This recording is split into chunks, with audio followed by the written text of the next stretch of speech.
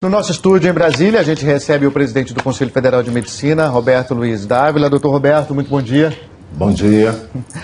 Vamos começar falando desse prazo, né, de 2 anos, além da própria residência, o médico vai ter que ficar 2 anos aí prestando serviço no SUS. Só depois disso que vai poder fazer a especialização, quer dizer, quanto tempo o médico, de acordo com essa medida aí, vai realmente poder entrar no mercado de trabalho para reaver todo o investimento que ele fez na universidade?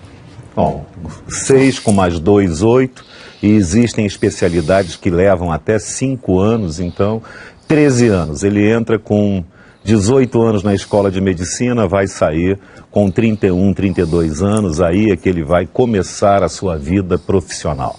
Eu penso que é mais um equívoco, isso poderia ser feito de outra maneira, como uma residência em atenção básica, ou como tantas outras especialidades que o Brasil precisa, que o próprio ministro anunciou. Quer dizer, é mais um equívoco dentre tantos equívocos que esse governo tem feito. Pois é, doutor Roberto, eu queria que o senhor avaliasse essa questão do ponto de vista, né, na verdade, de quem vai ser atendido, porque esses médicos, então, eles não serão ainda formados, serão estudantes. Vai haver supervisão para acompanhar o trabalho deles? Quer dizer, como é que eles vão poder atuar como médicos sem serem médicos? Olha, a experiência atual é muito ruim. O governo diz que dá supervisão, mas isso, na verdade, não acontece.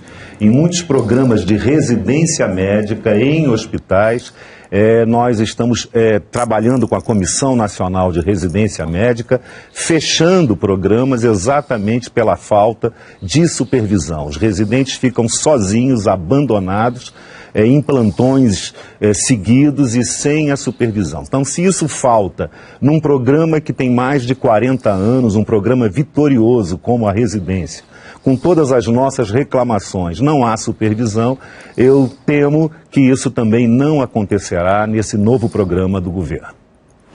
Bom dia, doutor Roberto.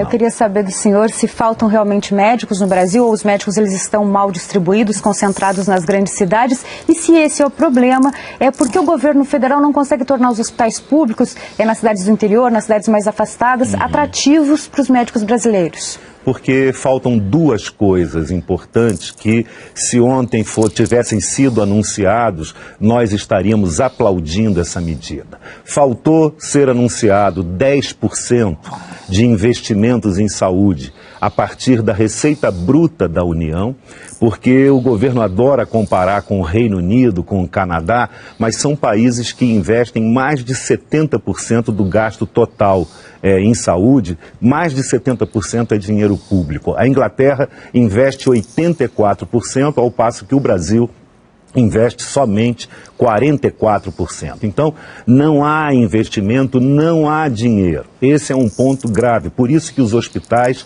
estão sem leitos, sem medicamentos, os postos de saúde estão sucateados, sem medicamentos, sem material de sutura, sem condições de um médico exercer dignamente a sua profissão.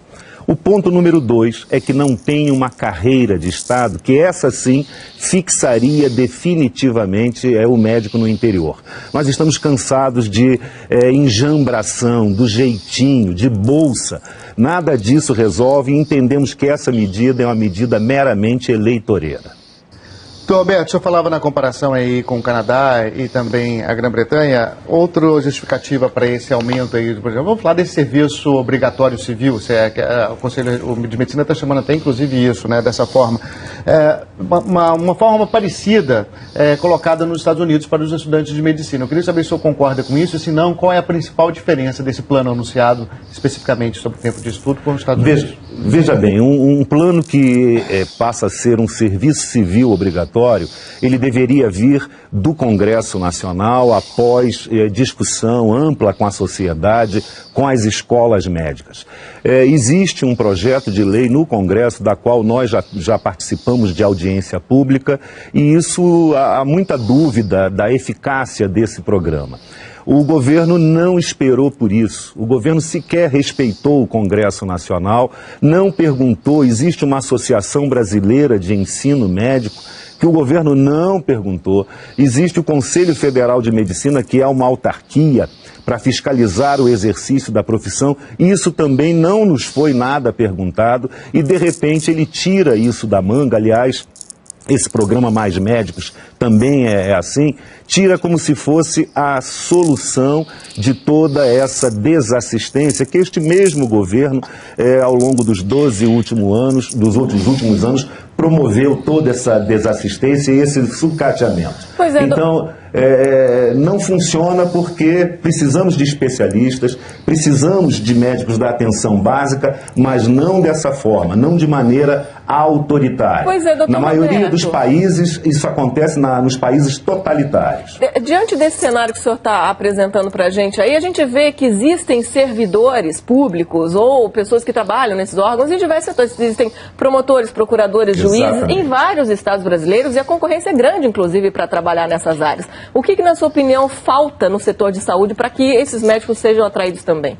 Exatamente, uma carreira essencial para o Estado, como o Ministério Público, o Judiciário, a Fazenda Nacional, porque é a única maneira de você fixar. Você precisa ter segurança para levar sua família para o interior, você sabe que vai ter uma progressão funcional, você vai poder estudar, você vai depois progredir em direção à capital. A Inglaterra faz isso com muito sucesso, porque ela investe e ela tem uma carreira que remunera bem, que o médico vai para o postinho de saúde com todas as condições e depois ele vai para o hospital, também do interior, numa carreira hospitalar, e depois ele vai até para Londres, na capital, trabalhar. Quer dizer, há que se ter planejamento em um programa definitivo, uma política de Estado. O que nós estamos vendo é apenas uma medida paliativa, midiática, que vai enganar a população, inclusive criando um risco ao colocar médicos da qual a gente não tem a avaliação da sua competência. Eu penso que pessoas vão sofrer, vão morrer e nós vamos creditar esse sofrimento e essas mortes ao ministro da Saúde, ao governo como um todo. Ok, doutor Roberto, muito obrigado. A gente conversou aqui agora com Roberto Luiz Dávila, presidente do Conselho Federal de Medicina. Muito bom dia para o senhor. Obrigada, doutor.